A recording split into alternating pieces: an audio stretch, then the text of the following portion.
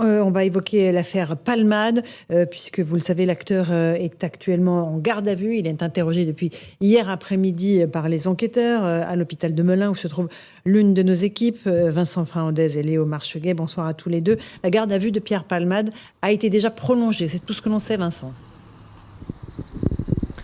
Oui, garde à vue prolongée de 24 heures. Pierre Palmade est arrivé ici à l'hôpital de Melun hier. Il a été placé en garde à vue à 13h55 très exactement. Sa garde à vue court désormais donc jusqu'à demain après-midi, demain vendredi, jusqu'à 13h55 maximum. Et il a été entendu par les enquêteurs, on le sait. On sait également, notamment par la voix de sa sœur, que Pierre Palmade n'a que très peu de souvenirs quant aux circonstances qui a mené à ce tragique accident vendredi dernier. Alors pourquoi cet hôpital de Melun? Il était auparavant à l'hôpital du Kremlin-Bicêtre à Paris, tout simplement dans l'éventualité où il devait être présenté à un juge d'instruction à la fin de sa garde à vue demain après-midi, et donc peut-être une détention provisoire également. Merci beaucoup Vincent Fahandez. Avec Jean-Laurent Constantini, Maître Slama, vous êtes avec nous. Dylan Slama, merci d'être là. Le docteur William Lobenstein est là. Merci d'être là. Président de SOS Addiction, et Louis de Raynel, chef du service politique d'Europe 1. Maître Slama, dire qu'on ne se souvient pas de ce qui s'est passé pendant l'accident, est-ce que c'est une défense classique ou est-ce que ça peut être la conséquence du choc de l'accident? J'ai envie de dire que les deux sont tout à fait possibles. Ça peut être bien sûr un choix stratégique, mais c'est quelque chose qui est tout à fait crédible. Donc après, par définition, on n'a pas de détecteur de mensonges, on ne peut pas savoir ce qu'il en est, mais on peut vraisemblablement le croire sur parole. Alors après, il pourrait y avoir des expertises scientifiques, des médecins, des psychologues et des psychiatres qui pourront venir, le cas échéant, étayer ou non ce genre de choses, mais il est tout à fait crédible que suite à un traumatisme aussi important, on n'ait pas tous les souvenirs, ce qui n'empêche pas d'avoir peut-être d'autres souvenirs sur ce qui s'est passé en amont, la prise de substances, la manière dont on est parti du domicile pour prendre la voiture, voire pourquoi pas en aval, au moment où les secours sont venus, pourquoi les individus ont pris la fuite d'ailleurs pour l'un d'entre eux avant de se rendre, mais c'est tout à fait crédible, à mon sens, qu'ils puissent ne pas se rappeler, c'est quand même quelque chose de très traumatisant, un accident de ce niveau-là. Docteur Lobenstein, la prise de produits stupéfiants avant ce type d'événement peut expliquer une amnésie partielle ou pas? Ah oui, surtout les psychostimulants, oui. S'il y avait une consommation modérée, par exemple 3 lignes de cocaïne, il est possible encore de mémoriser que les faits fassent empreinte. Au-delà, le temps va se dérouler parfois à 6 heures, 7 heures, avec des prises répétées, et l'empreinte mnésique peut être totalement déficiente. C'est-à-dire que vous avez des patients qui vont se retrouver à 8 heures, 9 heures du matin, sans avoir réalisé que ces 8-9 heures se sont écoulées s'ils avaient commencé à minuit. D'accord. Donc il y a une abolition du temps. Il peut y avoir vraiment une amnésie partielle à presque totale à partir de doses excessives de ces psychostimulants. C'est le plus connu, plus étudié, c'est avec la cocaïne. Mais on imagine que les catinones, les drogues de synthèse, font cela. Et puis je vous rappelle que ce qui est utilisé, le GBL ou le GHB, sont des mots un peu compliqués, mais la drogue du violeur qui a souvent été évoquée, elle a été évoquée pour cette forme d'amnésie partielle. Les victimes se retrouvent au petit matin dans un état souvent catastrophique en se souvenant plus ce qui s'est passé. Mais s'il y a quelques éléments de rappel, parfois la mémoire peut repercuter. Donc, c'est pas forcément l'accident qui a fait perdre la mémoire, c'est parfois simplement la consommation de cocaïne. L'accident lui-même peut créer un choc post-traumatique amnésiant, vous voyez, après un état de sidération, mais la consommation abusive de cocaïne et d'autres psychostimulants et sûrement de catinone, enfin ces molécules, ces drogues de synthèse, peut entraîner en effet une altération de la mémoire. C'est ce qu'on appelle le chemsex que vous dites là, le Alors catinone. les catinones et les drogues de synthèse sont très utilisées dans cette hyperactivité sexuelle avec produits, dans ces marathons du sexe, dans ces ushuaïas du sexe. Et bien évidemment, là, en dehors d'être dans une activité semi-automatique, un peu comme le GHB et le GBL, vous voyez, les personnes sont manipulables, mais il n'y a plus réellement de conscience éveillée avec contrôle. Il y a une perte de contrôle, on va dire c'est zombifiant.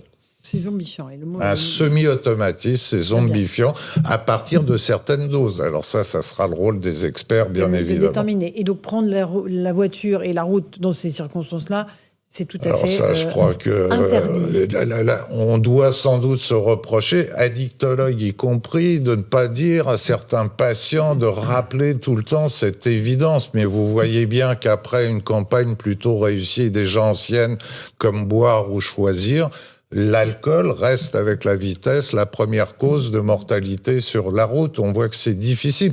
Mais là, il faut vraiment qu'on dise... Voilà, c'est à toutes les personnes qui consomment ce type de substance ou d'autres substances psychoactives, c'est incompatible avec la conduite. Comment vous expliquez ? La troisième cause de mortalité sur la route.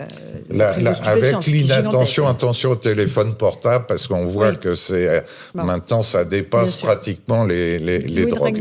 Et après, vous avez juste une question. Comment est-ce que vous expliquez qu'il y a eu beaucoup de campagnes de l'État sur les dangers de l'alcool au volant, sur la consommation excessive d'alcool, et il y en a eu très peu sur la consommation de produits stupéfiants au volant? Est-ce que c'est parce que l'alcool est légal et les produits stupéfiants illégaux? C'est ce que j'allais dire, c'est notre croyance, et je dirais c'est presque contre-intuitif de préciser ce que je vais vous dire.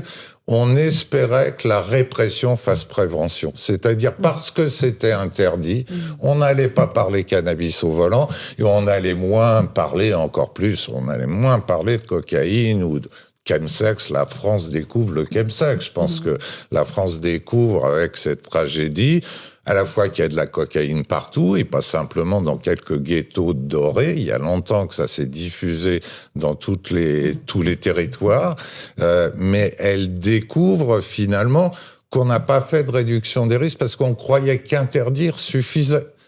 Que puisque c'était interdit, personne ne prendrait sa voiture bon. Et en ce qui concerne l'alcool, on voit quand même la difficulté. Il y a eu des campagnes, et il y a eu, je trouve, un bon slogan. Ça nous a tous marqués. C'est pas toujours le cas. La drogue, c'est de la merde. Ça nous a marqués, mais ça a servi strictement à rien. Vous voyez, par contre, boire ou conduire, je trouvais que c'était une bonne campagne. Et malgré ça, comme vous le rappeliez, c'est la première cause de mortalité avec la vitesse sur la route. Maître Slama. Oui, alors deux petites choses. La première chose, c'est que je pense que je suis d'accord avec vous, docteur. La répression, et je le dis pour le coup en tant qu'avocat, on le voit, la répression, c'est pas quelque chose qui fonctionne sur les personnes qui sont atteintes d'addictologie, qui est une maladie, une pathologie. Et c'est pas le fait d'avoir sur la tête du sursis ou une répression ou une information judiciaire qui fera et qui sera efficace là-dessus. Donc je pense que, bien sûr qu'il peut y avoir un volet répressif, mais le volet préventif est indispensable. Ça, c'est la première chose. Et la deuxième chose, c'est pour venir à la mémoire de Pierre Palmade. Lui peut perdre la mémoire, bien sûr, mais il y a des choses qui gardent la mémoire. C'est, je pense, moi, au portable et je pense au véhicule. Si vous voulez, ça, ce sont des objets qui gardent tout en mémoire. Qui gardent tout, ça veut dire la géolocalisation. On pourra savoir à quelle heure, par exemple, ils sont partis. On pourra savoir quel message... Ce qu'ils ont fait. Alors, ils sont pas forcément... On ne saura pas forcément tout. Non, mais dans les trajets qu'ils ont fait en voiture. Mais effectivement, dans les trajets, on pourra connaître le trajet grâce au portable. On pourra connaître éventuellement des échanges. D'autant plus que s'ils étaient trois, il y a 3 portables différents. Est-ce qu'ils étaient ensemble depuis le début ou pas? Donc là, la géolocalisation sera parfaitement gardée en mémoire.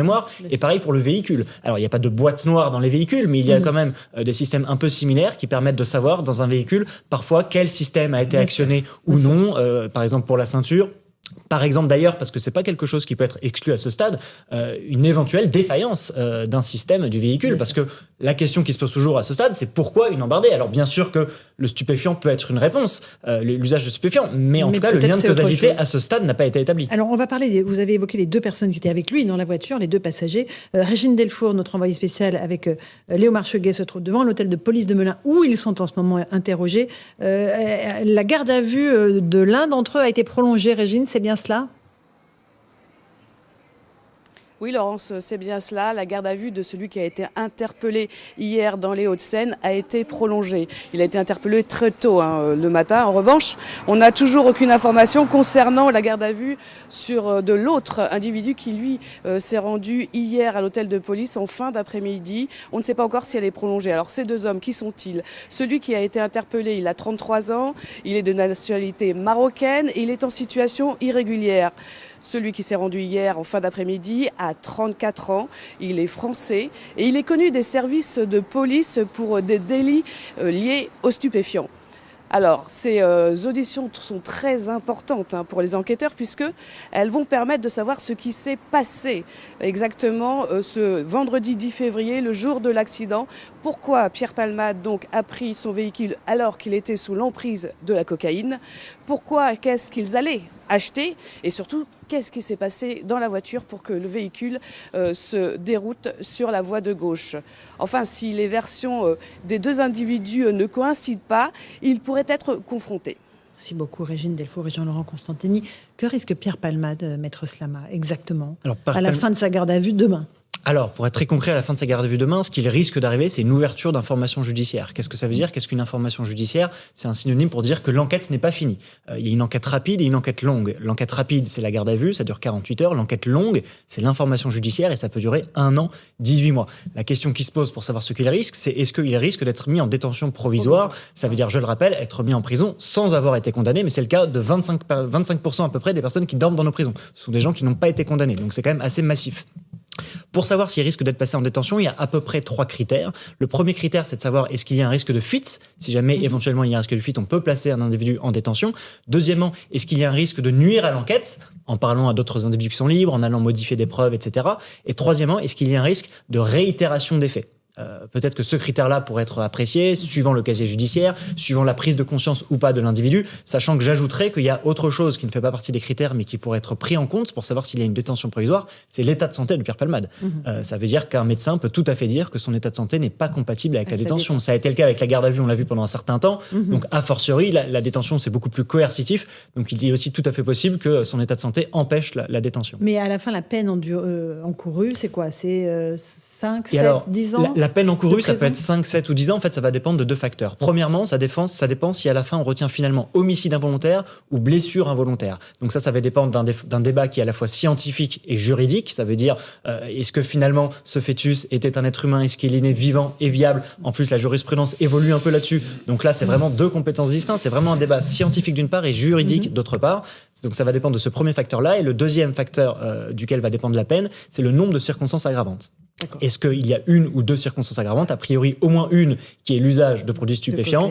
Et la deuxième circonstance aggravante éventuelle, ça pourrait être par exemple une vitesse trop importante, etc. Donc selon ces critères-là, il risque effectivement entre 5, 7 ou 10 ans. Et pour les 2 autres passagers qui se sont enfuis, donc là il y a délit de fuite, un d'entre eux visiblement dit qu'il dormait dans la voiture, pareil, c'est facile. Oui, mais en même temps, c'est tout à fait possible. Alors, qu'est-ce qu'il risque ? Le simple fait d'être passager de ce véhicule n'est pas une infraction. On pourrait imaginer... Mais délit de fuite, oui. Oui, alors c'est pour ça, j'allais y venir. On pourrait imaginer 3 infractions qui pourraient, j'utilise le conditionnel, et c'est hypothèse, mais 3 délits qui pourraient leur être reprochés. Premièrement, délit de fuite, vous avez raison. Deuxièmement, éventuellement, non-assistance à personne en danger. La peine encourue est alors de 5 ans. Et troisièmement, éventuellement, complicité, donc de l'infraction reprochée à Pierre Palmade, donc complicité d'homicide involontaire ou de blessure involontaire. Donc complicité, ça peut être par fourniture de moyens, par exemple si jamais ils ont fourni la matière stupéfiante, si jamais ils l'ont encouragé à prendre la voiture. Donc je pense qu'à ce stade, ce seraient les 3 choses qui pourraient leur être reprochées, mais encore une fois, à ce stade, c'est très hypothétique. Docteur Lovenstein, vous êtes spécialiste des addictions, président de SOS Addiction. Quand un individu comme Pierre Palmade se retrouve dans ces circonstances, il y a une période de sevrage, j'imagine. S'il était sous cocaïne, est-ce qu'il y a un processus médical qui est mis en place, un protocole ? Oui, un processus qui doit accompagner une période de récupération. J'employais le mot tout à l'heure de marathon du sexe, mais sans qu'il y ait forcément une hyperactivité sexuelle. La consommation abusive de cocaïne, c'est un marathon au sprint. C'est-à-dire que les personnes finissent par s'écrouler d'elles-mêmes simplement pour pouvoir récupérer la dette de sommeil, la dette d'énergie qu'a entraîné cette consommation excessive. Donc c'est plutôt au réveil que vont commencer les questions, une fois la personne ayant récupéré ses fonctions, on va dire fondamentales, parce que il va y avoir une sorte de descente, et alors dans ces conditions-là, n'en parlons pas, et bien évidemment, des plus lourdes. Et le problème va plutôt être celui de ce qu'on appelle le craving, c'est-à-dire une fois qu'il y a une récupération quasiment dynamique, physiologique, l'envie de reconsommer. C'est ça, d'accord. Et le manque, quoi. C'est exactement, on appelait ça plus simplement le manque en période d'épidémie d'héroïne.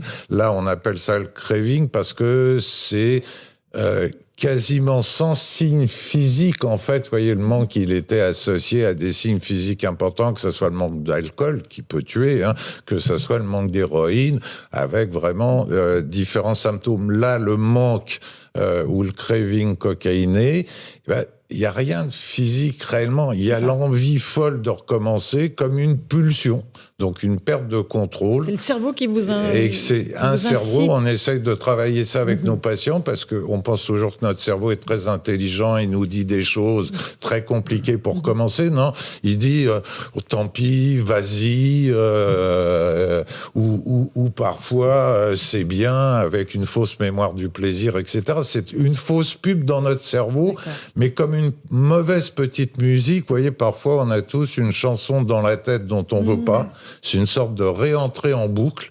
Et cette rentrée-là, en fait, c'est le craving. Et du point de vue médicamenteux, comme du point de vue neurocognitif, psychologique, pour parler simple, on essaye de travailler contre ces contre-idées, contre-pulsions, contre-petites musiques dans la tête. C'est plus difficile de traiter un patient qui veut décrocher de la cocaïne, d'autres drogues?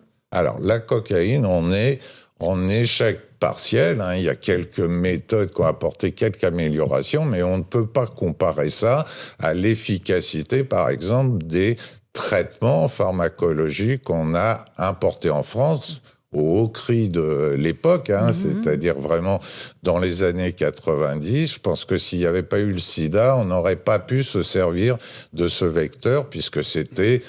alors que c'était des médicaments, donner de la drogue aux drogués que de donner ces médicaments méthadone, buprenorphine, ce qui permet d'avoir réduit considérablement le chaos de ces maladies addictives. Pour la cocaïne, on n'a pas cette efficacité-là au niveau pharmacologique, donc on cherche, ça fait 25 ans, comme le vaccin contre le sida ou le traitement du cancer du poumon ou du pancréas, on cherche, on espère, et en attendant, on essaye d'avoir des méthodes psychologiques, d'encadrer, de s'appuyer souvent sur des environnements finalement qui sont positifs. Mais si c'est pas le cas, ça favorise évidemment ce craving et cette rechute.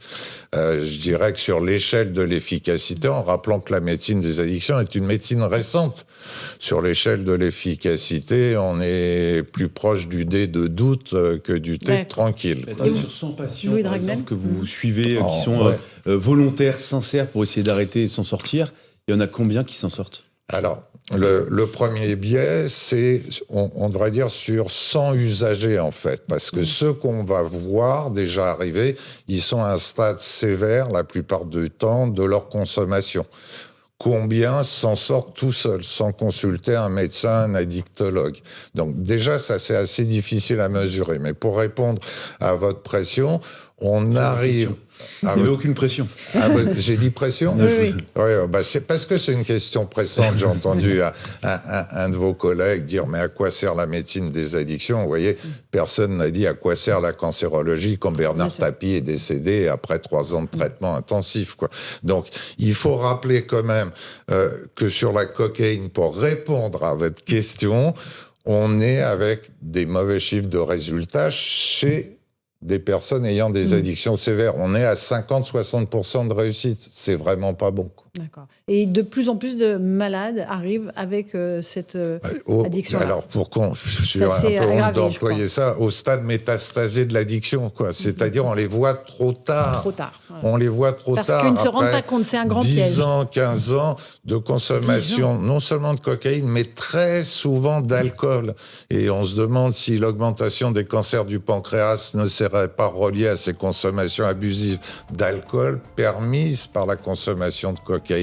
Donc vraiment sur les risques somatiques, il y a un moment donné, on se dit sur cette histoire tragique qui bouleverse tout le pays, on est tous d'accord là-dessus.